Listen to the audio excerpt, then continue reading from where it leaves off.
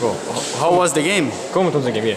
Yes, it was good because we get 1 point, and this is good for us because we play away, and now we can training because we have 2 weeks without match, and after these trainings we get good condition and we can win against Krasnodar.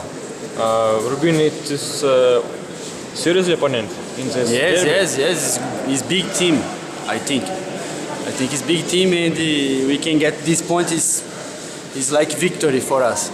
What Igor Kolovanov say in for time?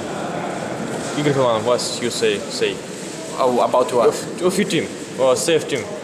About the Kazan? Yeah. Say. Yes, it's good team. We play hard and we have chance and they have chance, but in the end of the game we can get this point is very important for us. Okay.